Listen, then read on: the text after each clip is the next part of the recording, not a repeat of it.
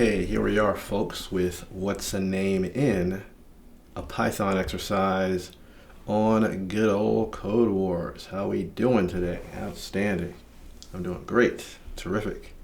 As Brian Tracy says, what's in a name? All right, let's kind of fast forward to the real ish. Write a function taking two strings as parameters that tests whether or not the first string contains all the letters in the second string in order. Notice I'm doing my own translation for the subpar grammar that's in some of these. So yeah, you're going to take in two strings as parameters or arguments, or depending on the order of whatever. Okay, going to take in those two, and the test is going to be whether the first string contains all the letters of the second string in order. In order is a really important part and the toughest part of this exercise, making sure they are in order. The function will return true if that's the case. It's going to return false otherwise. Letter comparison should be case insensitive, so we'll probably just convert to all the same case to do our stuff, whatever that stuff may be. All right, examples. Across the rivers, Chris. These are your two arguments for this one. So we're going to look for the letters of Chris in across the rivers. And they've got to be in order. So the first one of the letters we find has to be a C, then an H, then an R, then an I, then an S. So looking at here, C, yeah, it's first to be found. H, R, I, S. So they're all in order, and in order is the key part. And again, the hardest part of this exercise, I think. Here's another example. Next to a lake in Chris, it's false because none of the letters in Chris are even in this string. So that's an easier determination. Moving down. We'll look at one more here. I don't want to take up too much time. I'll be late for an important date. Gotta keep working, y'all. Dollar dollar bill. Okay. Under a C in Chris. It's false because really you got to look for the C first, and you don't even see the letter C in under a C. So right off the bat it's false because you don't even need to look for the other letters, because you got to find the C first, and it's got to be first in order. So you don't find the C, it's a no-go, my friends. Okay, so we got this. It's search for the letters of the second string in the first. They must be in order. Let's launch into it. Hit that training interface and let's go, go, go. And I'll expand this out as I've been doing lately.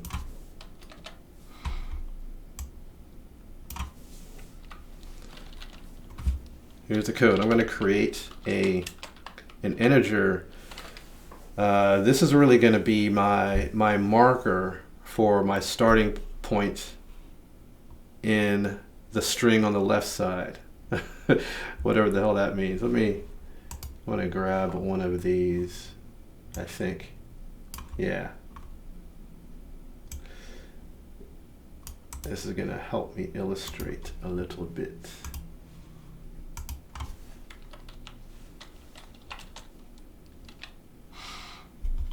Okay, the idea is to look for Chris and across the rivers. Well, as I get further into this string on the left, I need to create like a marker. Like how it's going to be is I'm going to look for the letters from Chris in order. So let's say I find the C. Once I find the C,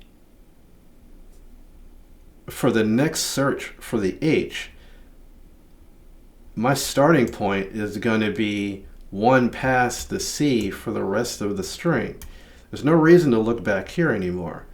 Once I found the C, my next starting point is going to be this R, and I'm going to look forward for the H.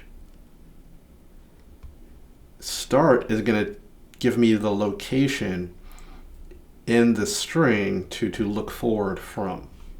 That is the purpose of that. And because of the case insensitivity, I'm going to take the string on the left and make it lowercase. And then I'm going to compose a for loop, range loop, and I'm going to loop through the name, because I want to go character by character and find each character in my longer string on the left in order. So I've got to go I'm going to go in the order of the characters of the second string and find them in order in the first. So I'm looping through the name, and I'm going to get the location of the string. I'm going to get the location of the letter in the first string. I'm going to put it into this variable called look. And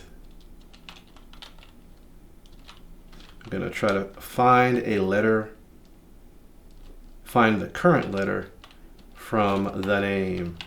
I'm going to do my lower casing. Alright, so what I got here is I'm running the find function on the left side, the longer string on the left, and I'm trying to find the letter starting at start. And on the first iteration, start is going to be 0, but as I find letters, start will move up through this string.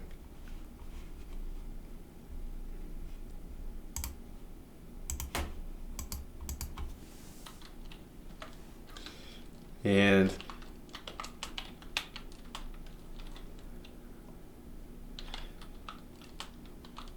if I do find the index of the next letter in my longer string, then I'm going to change my start point to where I found the last letter +1. Because again, like in the case of the C, once I find the C, I want my starting point to be the R going forward. So this line is really what's where that takes place. I found my C, then I'm going to go the next index forward. And then as I loop, start has been updated. So now start is no longer 0, it's where I found the C +1. +1. Sounds great, doesn't it? All right. And if log is -1, I'm getting out of here because I have not found a letter or a letter from my name. So, adios. It's like, yeah, I'm going to keep going and continue to find them in order. But once I don't find a letter from the name, I am out, because that breaks the whatever. And if I go all the way through and I find all the letters, meaning, I don't exit, I return true. And that's it. Let's run this one through. Run. Let's see it.